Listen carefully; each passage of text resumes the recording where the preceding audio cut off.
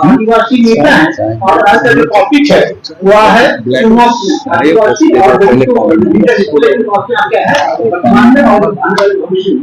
तो साहब ने यह दिखलाया है कि यह सिर्फ राजनीति ही नहीं है बल्कि एक सामाजिक कार्यकर्ता के रूप में उन्होंने अपनी कैरियर को शुरू किया था। ये स्टूडेंट होते हुए भी समाज में बहुत सक्रिय थे और जागरूकता फैलाने का काम करते थे।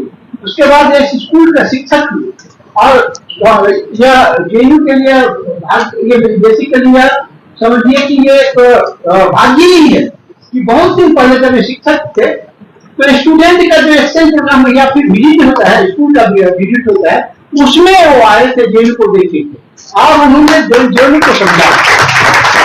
तो अभी पिछले ही साल इन्होंने भारतीय आदिवासी पार्टी का गठन किया है और इससे पहले एमएलए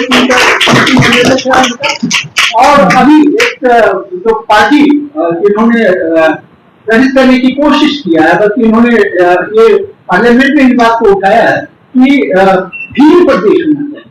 वो मध्य प्रदेश और राजस्थान और गुजरात का कुछ भाग जहाँ पर ट्राइबल लोग होते हैं उनका एक प्रदेश होना चाहिए, भील प्रदेश। और साथ साथ इन्होंने कहा है कि हम आदिवासी हैं। आदिवासी का मतलब है हम आदि हैं, पुराने हैं, हम वनवासी नहीं हैं। रामचंद्र जी वनवासी, रामचंद्र जी को कहा जाता है ना कि यह मिथ है और ये पाखंड है बहुत सारी इसी बात को कि उनको वनवास दिया गया था 14 साल, तो उनको तो आप वनवासी कह सकते हैं, लेकिन जो ओरिजिनल वहां के हैं उसको आप कैसे वनवासी कह सकते हैं? उन्होंने कहा कि हम हिंदू हैं और क्रिश्चियन हैं, हम अपना धर्म है, हम अपना अलग से एक धर्म है। तब राजस्थान के एक शिक्षा मंत्री जो थे उन्होंने कहा कि इनका डीएनए टेस्ट करवाइए। तो मैं इससे पहले कि राजकुमार जी को आपके सामने में प्रस्तुत करूं, मैं राजकुमार जी से यह कहना चाहता हूं कि आपने हमारे विद्यार्थियों, हमारे छात्रों के बीच में आकर बहुत ही उत्साहवर्धन किया है और इसके लिए आपसे निवेदन है कि आप विचार। Thank you sir. पहले तो आज इस कार्यक्रम में मुझे आमंत्रित किया दलित आदिवासी राजनीतिक चुनौतियां आयोजन कमेटी को और जेएनयू के सारे छात्रों को मेरी ओर से जय जवाहर। साथ ही मेरे लोकसभा के साथी दोनों एमपी महोदय को, प्रोफेसर साहब को और जेएनयू में पढ़ाने वाले प्रोफेसर साहब, अन्य कई साथियों से मैं परिचित नहीं हूँ। सर ने जो मेरा कुछ छोटा सा परिचय बताया उसमें छोटा सा करेक्शन करना चाहूंगा मैं हालांकि एक टीचर के नाते नहीं, मैं टीचर बीएड जरूर कर रखी थी, मैंने प्राइवेट स्कूल में एक बार पढ़ा रहा था और एमए रनिंग में ही था, मैं एमएलए बन गया था 2018 में। तो मैंने एक चीज फेस किया था कि मैं आज यहाँ उस समय एज एमएलए बना और एमएलए बन के एमएलए गिरी निभाना, एमएलए बनाने में जनता ने योगदान दिया और उसको प्रेजेंटेशन शानदार तरीके से मैंने 5 साल में जो किया उसके पीछे मुझे लगा एजुकेशन सबसे बड़ी चीज है। तो मैं उस समय जो पहुंचा था और आज यहाँ तक जो पहुंचा उसके पीछे एजुकेशन का बहुत बड़ा एक रोल रहा है। तो मेरा उद्देश्य था कि मैं मेरे इलाके के लोगों को जेएनयू विजिट कराऊं और शायद आज भी मुझे लगता है कि हमारा जो शेड्यूल एरिया है ट्राइबल इलाका की बिल कम्युनिटी, शायद जेएनयू और डीयू में कोई बच्चा नहीं होगा। तो मेरा उद्देश्य था, तो मैंने एमएलए रहते हुए घोषणा की थी कि मैं हर साल में टॉप जो बच्चे रहेंगे, 50 बच्चे जो टॉप रहेंगे पूरी विधानसभा में, उनको मैं जेएनयू का विजिट कराऊंगा। तो उस दौरान ये था हवाई यात्रा करा के जेएनयू और दिल्ली के जितने जो टॉप यूनिवर्सिटी हैं और जो भी प्लेस हैं बड़े हिस्टोरिकल, उनकी विजिट कराऊंगा। तो उस दौरान मेरा जेएनयू आना हुआ था। इससे पहले भी मैं जब भी दिल्ली आता था तो काफी इंटरेस्ट था जेएनयू को लेके, क्योंकि जेएनयू के जो प्रोफेसर हैं, स्टूडेंट है कि स्पीच हम सुनते थे, क्योंकि मैं भी स्टूडेंट के हिसाब से ही था, स्टूडेंट ही था उस समय, एमएलए बन गया था। मेरे विधानसभा क्षेत्र मेरे लोगों की मेहरबानी रही, मुझे 2 बार विधायक बनाया और विधायक रनिंग ही था, नबी एमपी का चुनाव लड़ा बांसवाड़ा से और बांसवाड़ा साइड आप लोगों ने सुन रखा होगा, चर्चित रहा था चुनाव के दौरान। बांसवाड़ा चर्चित रहा था बहुत जोरदार तरीके से, जो पीएम साहब के जो स्टेटमेंट आए थे, तो वो सबसे बड़ी चुनौती मेरे लिए वो था। उस दौरान जो मंगलसूत्र, 3 तलाक, अधिक बच्चे, बहुत सारी चीजें ऐसी जो हुई थी। एक तरफ इलेक्शन कमीशन कहता है कि चुनाव के दौरान कोई भी लीडर धार्मिक और जातिगत स्पीच नहीं दे, लेकिन उस सभा में उनका, हालांकि इस विषय पे मैं आने की, लेकिन मेरा परिचय बताना चाहूंगा, क्योंकि आपने कहा है कि चैलेंज क्या है हमारे लिए, तो सबसे बड़ा चैलेंज वही चैलेंज था। लोगों ने साथ दिया, एक शानदार मतदान से मैं जीता। आप लोग सभी अलग अलग फैकल्टी से होंगे, बहुत शानदार नॉलेज भी रखते होंगे, लेकिन ये पॉलिटिक्स को लेके आप लोग इंटरेस्टेड भी रहते हैं। मैं जेएनयू में देखता हूं प्रोटेस्ट होते हैं, मणिपुर का इशू हो, कई दलित का इशू हो, कई महिला का इशू हो, कुछ भी इशू होता है तो जेएनयू के स्टूडेंट पहले आगे आते हैं और आप लोगों से पूरे देश के जो बच्चे हैं सीखते हैं। मतलब एक कहना चाहिए कि देश के लिए आप आइडल हो।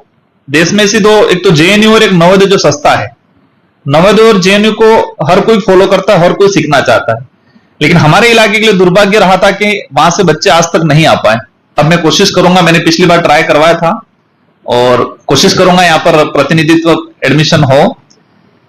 चैलेंजिंग की बात करें, चुनाव के दौरान हम लोगों ने जो फेस किया, हर इलाके में अलग अलग चैलेंजिंग होती है, अलग अलग इश्यू पे चुनाव होते हैं। सर के वहां अलग इश्यू पे चुनाव होगा, इनके वहां अलग इश्यू पे चुनाव होगा, मेरे वहां अलग इश्यू पे चुनाव होगा। लेकिन सबसे बड़ा चैलेंज मुझे जहां तक लगा और हमारे लिए एक दुविधा है कि हमारे देश की आम जनता आज भी जो वोट है उस वोट का महत्व नहीं पहचान पाई है। सबसे बड़ा डिफिकल्ट, मतलब कहे चैलेंज कहे कि लोकतंत्र के महत्व को आज भी हमारे देश की आम जनता, गरीब जनता और विशेषकर दलित आदिवासी इसके महत्व को नहीं पहचान पाया है। ये वोट क्यों देना पड़ रहा है, किसको देना है, किसको देने से क्या होगा, किस इशू पे किस बात के लिए देना है, इन चीजों को आज भी देश में नहीं समझ पाए। मैंने देखा, इस बार आप लोगों ने भी देखा होगा सबने, वोटिंग परसेंटेज जो रहा, ये हमारे लिए और लोकतंत्र के लिए एक गंभीर बात है कि वोटिंग परसेंटेज 50 के आसपास रहा। लगभग पहला जो चरण रहा उसमें, पहला चरण में जो मतदान हुआ उसमें 50-55 के आसपास मतदान, मतलब 45% लोग या तो इंटरेस्टेड नहीं है या फिर अनभिज्ञ। दो चीजें हो सकती हैं कि हमारे देश के 45% लोग वोट डालना या तो चाहते नहीं है या अलग अलग परिस्थिति हो सकती है। लेकिन सबसे बड़ा चैलेंज मैं जहां तक समझता हूं कि लोकतंत्र है, हम सब लोग लोकतंत्र में मतदान विश्वास रखते हैं। गवर्नमेंट ने इतना प्रचार प्रसार किया, चुनाव आयोग ने इतना प्रसार प्रचार किया, जन जागरण करोड़ों रुपया खर्चा भी किया, मतदान जागरूकता अभियान चलाने की जरूरत पड़ी चुनाव आयोग को। 1950 में संविधान लागू, उसके बाद व्यवस्थित चुनाव प्रणाली हुई और आज इतने वर्ष बाद भी चुनाव आयोग को मतदान के लिए प्रसार प्रचार करना पड़ रहा है। मेरी समझ के हिसाब से यह सबसे बड़ा चैलेंज है कि हमारे देश के लोगों को लोकतंत्र प्लस लोकतंत्र के महत्व को नहीं समझ पाए।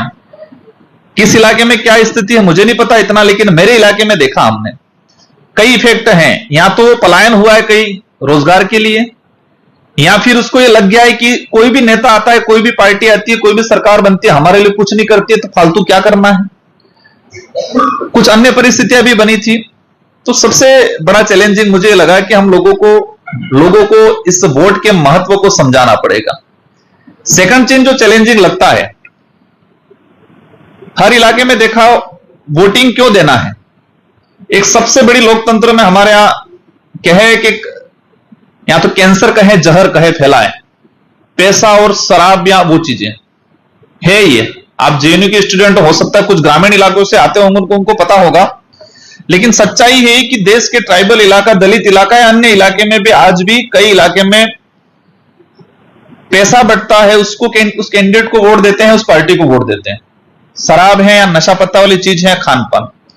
मैंने चुनाव के दौरान ही मैं दादरा नगर गया था, वहां पर एक आश्चर्यचकित चीज आई कि गांव घर के अंदर 10 वोट हैं तो सुबह कैंडिडेट का आदमी जाएगा, वो रेट बताएगा, उसके हिसाब से सेकंड कैंडिडेट का आदमी जाएगा, वो कहेगा नहीं पर वोट के मैं 500, कोई कहेगा नहीं 600, तो 600 कहा उसको वोट देंगे।